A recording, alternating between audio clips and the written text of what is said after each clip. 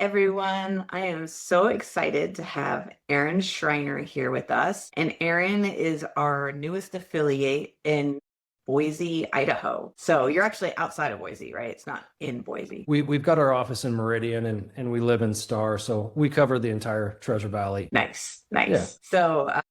So excited to have Aaron here because Aaron has a long history of being in real estate and different jobs and leadership and team leader and managing broker and has just done the gamut. So I think we can learn a lot from him. And he's a ninja coach. So I think we can learn a lot from him and just, the do's. And I'm sure he'll probably give us some don'ts in real estate so we don't maybe make some of the same mistakes he did.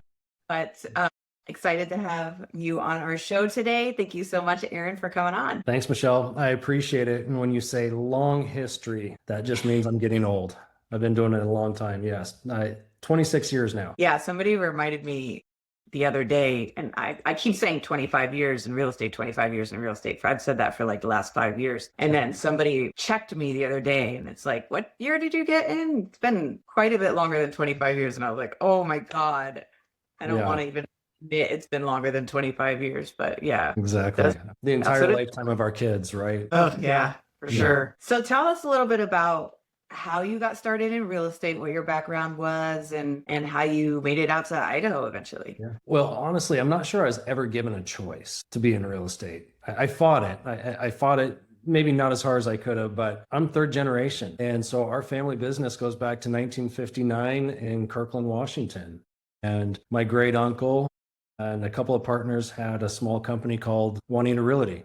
And in the early 80s, I believe it was 82, my dad bought it. And again, he had to have two partners to be able to afford to buy it. So I think it was he and his two partners and about 5 agents. And I started to grow. And then he became the first outside company to join Windermere Real Estate. So at that time, it was just a few fraternity brothers from the UW that were Windermere Real Estate. And my dad was the first company that started outside and joined them. And probably, I think he was number 6 or number 8 as part of that company, and really played a pivotal role in growing it, starting the education department and second homes department and expanding into Arizona and other markets as well. And so that's how I was indoctrinated into the business. But started at 7 or 8 years old, being the janitor for Juanita Realty when my dad first bought it.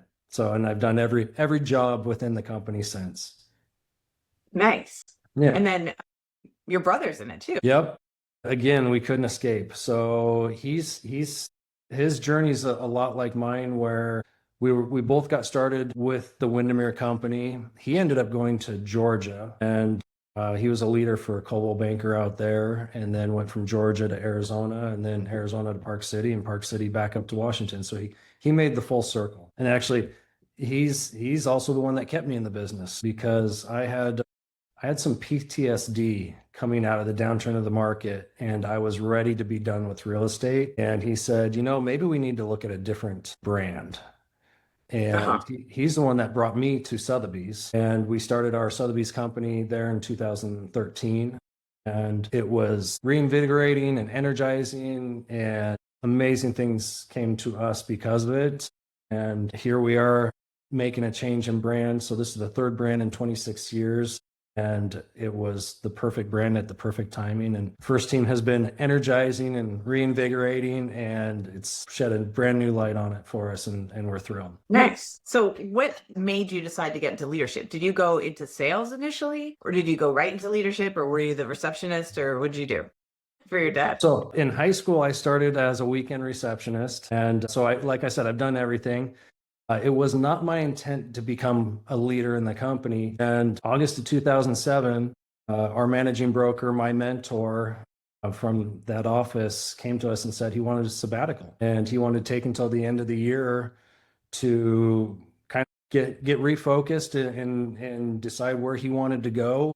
And I don't know if everybody remembers August of 2007, but that was the month that the banks quit lending. Wow. So that was my indoctrination. Yeah. So just feet to the fire. So by the first of the year, when we thought he was going to make a decision on his sabbatical, he said, nope, I'm done. I'm retiring. So what I thought was 4 or 5 months in his chair really started my career path in real estate. And so I led through the entire Great Recession, and that led me to ownership and led me to, move markets. And so that was really that was what started developing who I am today in real estate. And what made you decide to, like, why did you pick leadership as opposed to, I know you had this opportunity and came up, kind of fell in your lap, but why did you say, I would rather go this way and lead people and help people have successful careers than you yourself, having your own sales career? Because I know, and I know, and everybody knows, like, you can make a lot more money in real estate sales than you can in managing or even owning sometimes. Yeah. I think the biggest piece for me was I found more joy in other people's success than I did, chasing the deal. There's an adrenaline rush when you're negotiating a contract, and that's fun, but it's short-lived. And I found more enjoyment when I had 50, 60, 70 people around me doing really well. And, I figured as a managing broker, I always made about the average of what my agents made. So, call it the median, which meant you had a big number that made more and a big number that made less. So I always made a good living, never the best, but the enjoyment I found was more in guiding others to their success, taking a brand new agent and coaching them and showing them, what we can do to really change their life and change the life of their kids and their families. And so that was a greater joy to me, was being part of other people's success. Yeah, I feel that way too. I feel like very early on, I kind of determined that I liked helping people achieve their dream in home ownership. And that was like really exciting. But then helping people achieve their dream in a career was like, yeah, you really change their whole entire life and their kids' lives and where their houses, where they grow up, where everything. Yep. It's very, very satisfying, I think, to see that and people that you're trying to, kind of move along and get through the business and through the hard times and that stuff. Yeah, for sure. That's awesome. But I can tell you now that I've started selling in addition to leading. I think there's an important lessons to be learned staying active in the selling, because I think you can, you're teaching theory or you're teaching reality. And, when I first got into leading, I was just coming off the heels of selling. And so I was teaching more relevant information at the time. And then it became theory because it was 18 years. My leadership career was 18 years. And then I got out of tune, I think. And so getting back into selling, it's made me a better leader again, because one, I'm reminded of the struggles and the difficulties, but I can also have more relevant conversations. And, when I have a mistake in a conversation with a client, I can bring that back for others to learn from, so I think it's been good. And there's been a lot of segments in my leadership journey, but I think this is probably the start of my best segment, because I've got a lot of coaching from a lot of great leaders like you. I've been surrounded by a lot of great people in the industry. I've got certified as a ninja coach. I've, started my own company again for the second time. And so I think I'm in a better place to be doing what I'm doing. Nice. Yeah. Now tell me about your ninja coaching. What do you think is like your big takeaways from when you're coaching an agent to try and get them to the next level? Like, is it accountability? Is it just constant follow-up? Is it, what part of the ninja system do you think is like the key? So ninja is unique because they call it a selling system, but really I call it a relationship system. And you're being in flow with your clients, with your sphere. And, it was great because I actually had a conversation yesterday with an agent, and he does a lot of good things, but there's a lot of opportunity because he's focused on so much of the social media, which a lot of newer agents think is probably one of the more important pieces, right? But he's putting so much time and effort into social media so he can be top of mind and in front of people, but what he's not doing is making those human connections. He's not Mhm. making the one-on-one personal connections. And at the end of the day, real estate's a relationship business. So you can present yourself out there in social media and the internet and YouTube and the other platforms. But if you're not having those daily personal connections, that's what you're really missing. And so Ninja teaches you how to utilize and capitalize on the social media, but still maintain those one-on-one connections and, the face-to-face human interactions as the most important piece. Yeah. Yeah, definitely. I think that it's kind of difficult now, I feel like, getting into the business because there's so many distractions that just were not there when I was in the business. It's kind of like when I was in the business, you're either door knocking or cold calling. Like that's how you prospect.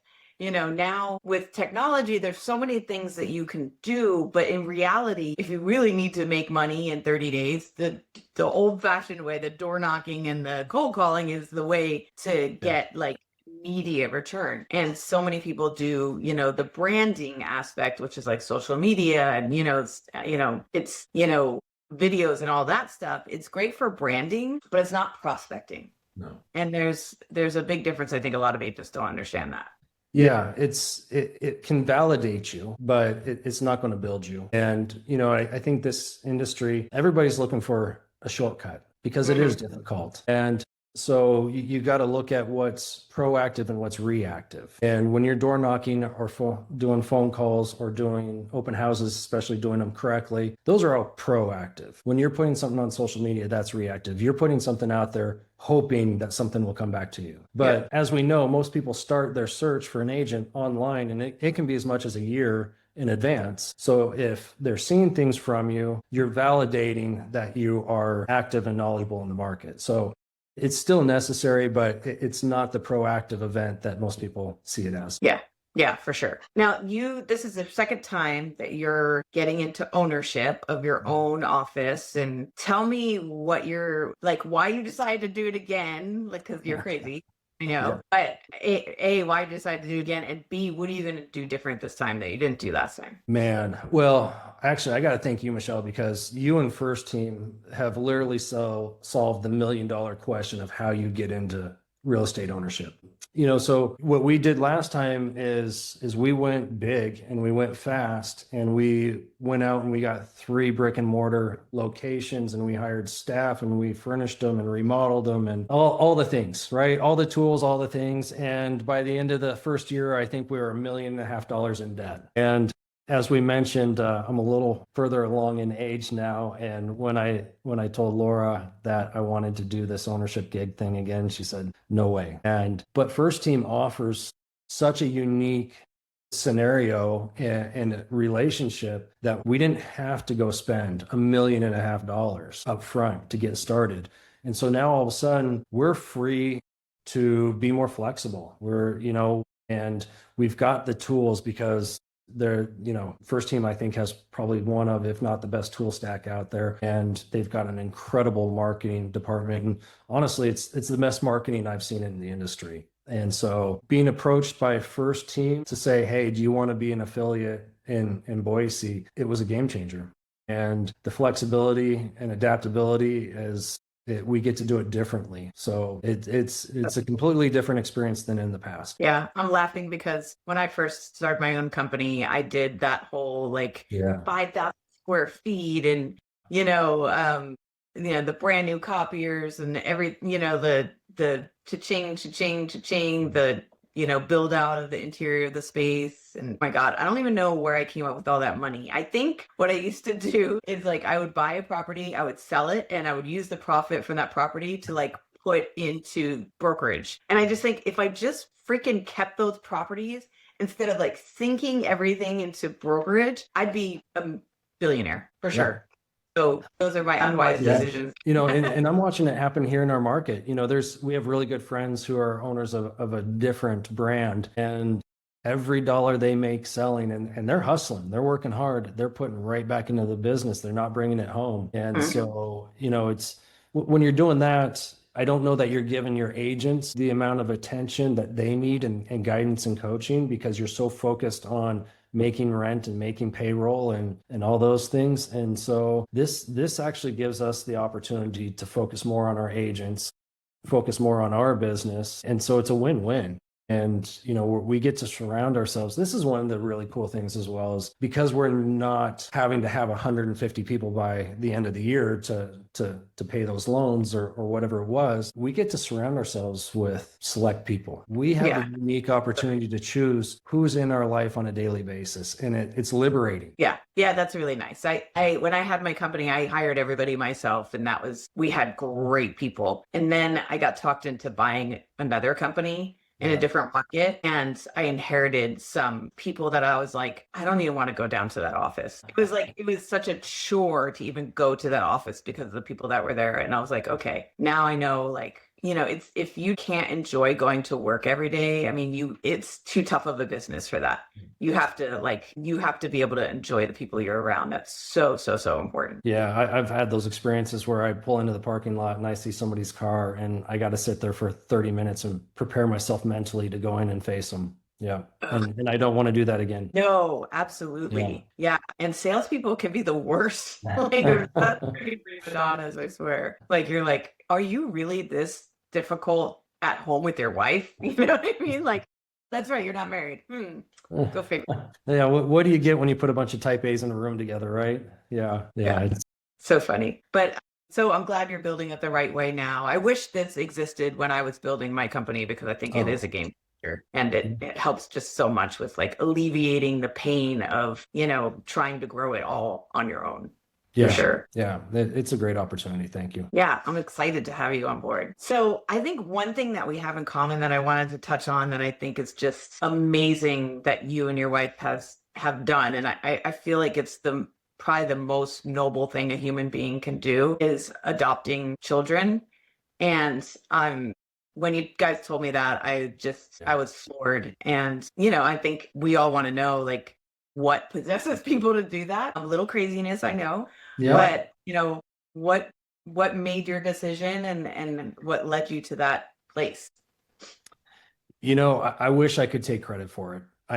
I can't. Laura had felt led her entire life to adopt. And, it was one of those things where when you can, you should, right? We had the ability to take in kids. We had the ability to feed them and clothe them. We had a lot of love to give. And so when Laura said that she wanted to do it, it made sense. And, it was one of those scenarios where lightning struck twice, because when the referral came for our first little girl from Vietnam, she went to go meet her on her own, and she fell in love with her crib mate. And so she started the process for her at that same time. And, wow.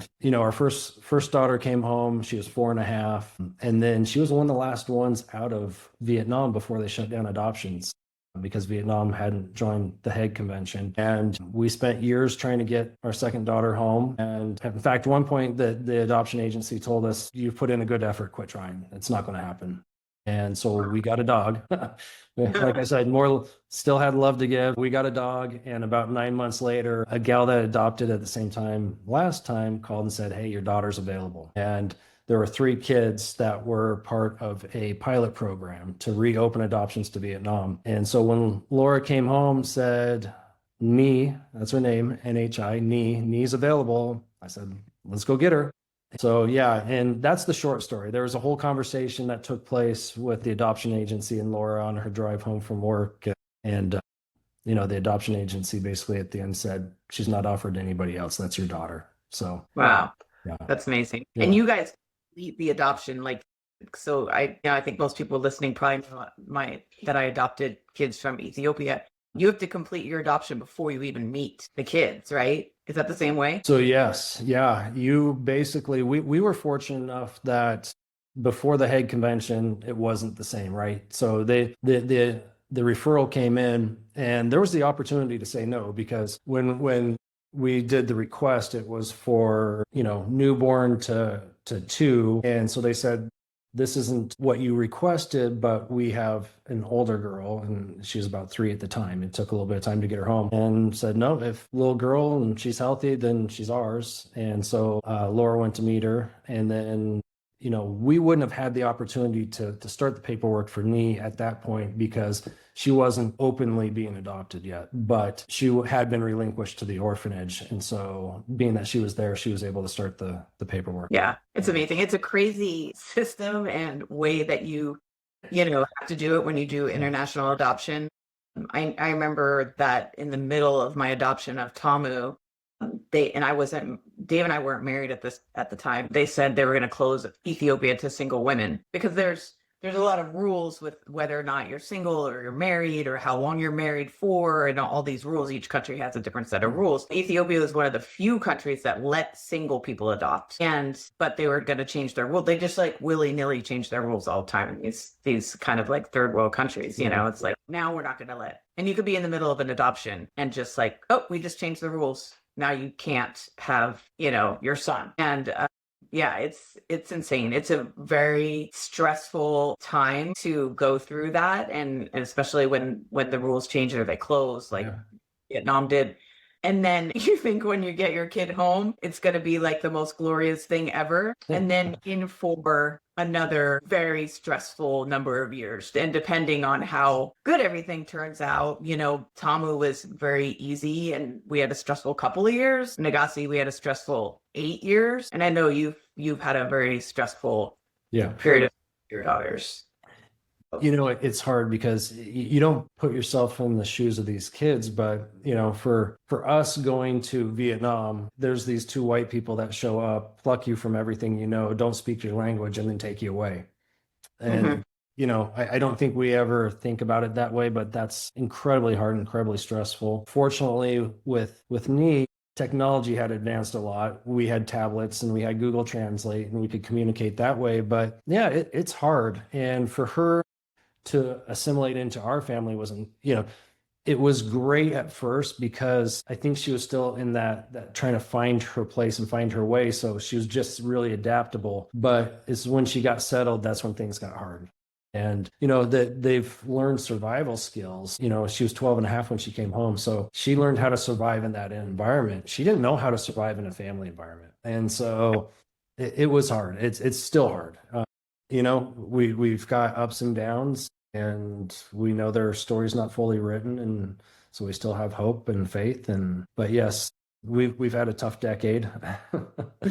So yeah, if anybody gets through the gates of the kingdom of heaven, it's going to be you and Laura, because I just think there's not enough people that do that. And a lot of times it is the woman that wants to, and is the man that says, no, I want my own DNA. You know what I mean? So, and I know so many women that I would do it, but my husband won't let me. And so God bless you for, letting Laura like kind of be the champion there. Yeah. No, she had a calling, and it was a strong one, and you can't deny that. Yeah. I'm so thankful for you too. That's an amazing story. So now your family is complete and you decide to move to Idaho. Yeah. So that actually, when we went to Sotheby's was a great opportunity, a great time in our life, and it gave us so many experiences that we couldn't have had otherwise. But yeah, we had the opportunity. We got approached to go to Colorado and run the markets and the resorts, and so we lived in Breckenridge, and at almost 10,000 feet, and got to ski and mountain bike, and it was great. It was fantastic. And so, yeah, I left my brother to run the family company, and I went to do this. And, it's one of those things where I'm the leader today because I did that. My brother did it earlier in his career where he left and went to Georgia. But I think it was really healthy for me to get out from the family business, because it's not that somebody else was telling me something different, but who was telling me was not my dad. And so I'd heard everything a million times, but it didn't resonate because it was my dad. And that's also where I really did the deep dive into Ninja. So I had done Ninja. I think the first time I took a Ninja installation was about 2009. And for me, it was life-changing. It was because it resonated differently. I'd only done really, truly sales coaching before that, where I go to these events, and I'm not a salesy person. In fact, I'm the guy that wants to stand in the corner of the back room and take everything in. This one resonated more. It was more natural for me.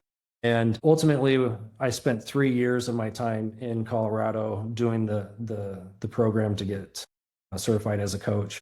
I did leave that certification behind when I left, but yeah, between the people I was surrounded with, the coaching sessions that I had, the mentors I had, I think that's where I really grew as a leader. Yeah. And then you took everything that you learned in your leadership journey and just decided, okay, now I'm going to do it again the right way. That's Yeah. amazing. Yeah. Yeah. It's, it's been good. It was unexpected, but sometimes it's those unexpected turns that are the best. Yeah. Yeah, for sure. So if you're going to talk to a group of people who are thinking about, I love being a real estate agent, but I want to kind of take it to the next level. I want to start a team, or I want to start an office, or I want to start a brokerage. What would be your biggest advice for them? Ooh, man, that's a good one. You got to get uncomfortable.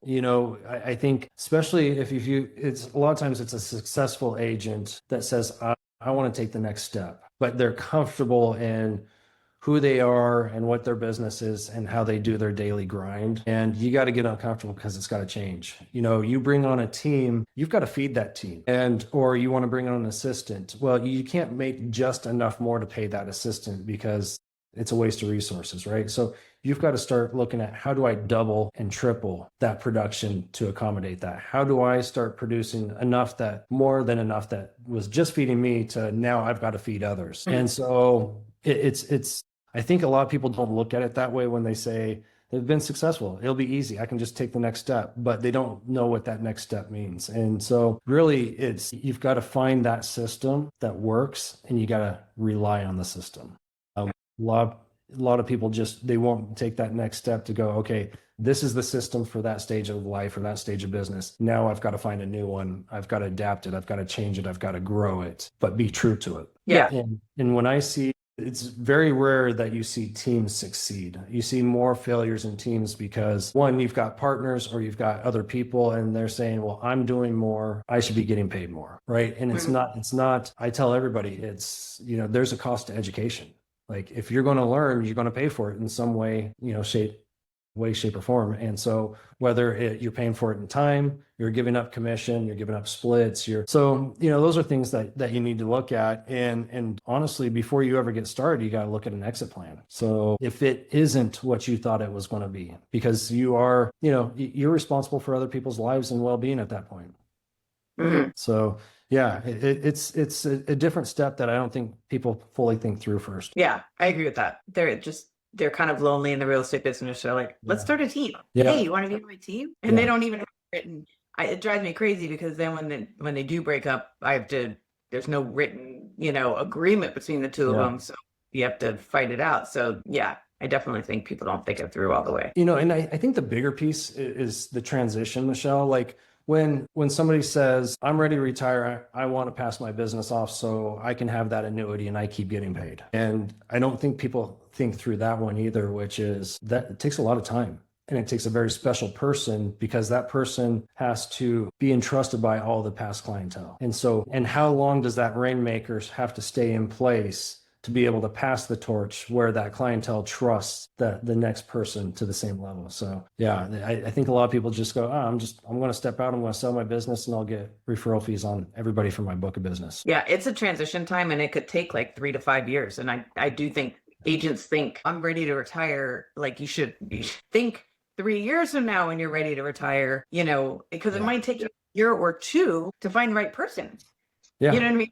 Like, because you might have somebody for 6 months, they're not the right person. You hire somebody else, they're not the right person. It might take you a while, a year or two to find the right person. And then you need like a 3-year, kind of farming together, working the business together, doing your sphere together before that person trusts you. I've seen it take a minimum of 3 to 5 years and people don't think that all the way through. And I've seen it go really well and I've seen it go really bad. And so the bulk of it is the time spent leading up to it to create the structure and then vetting that next person.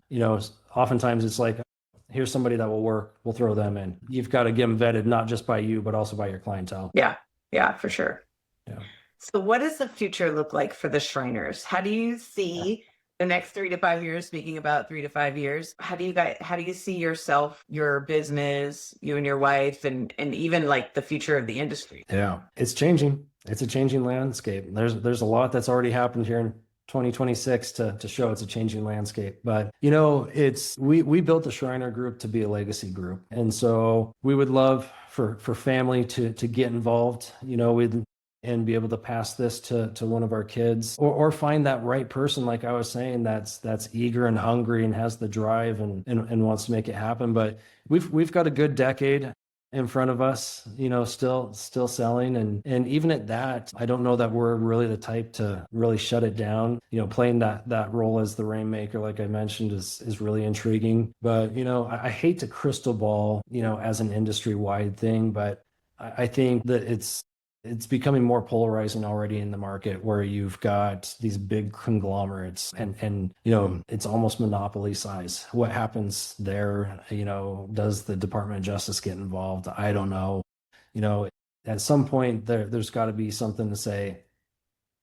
There has to be opportunity for others as well. I've seen a lot of change. I've seen, where Microsoft thought they were going to get into real estate, and the banks thought they were going to get into real estate. And, so there's been a lot of threats. We've got the online companies now that said they would never be a brokerage, and now all of a sudden they're a brokerage. But really, as emotional as this process is, I can't see not having the face-to-face interaction, really being the success of the business. So, I think ultimately it still is and probably always will be a relationship business. Yeah, I kind of think when it comes to technology and artificial intelligence and those things like that, there's a lot, anything that involves sitting in front of a computer and doing a task over and over and over again is probably going to be, taken over by technology, and I hate to say, because I know a lot of these people work for our company, but I think of like file checking, transaction coordinating,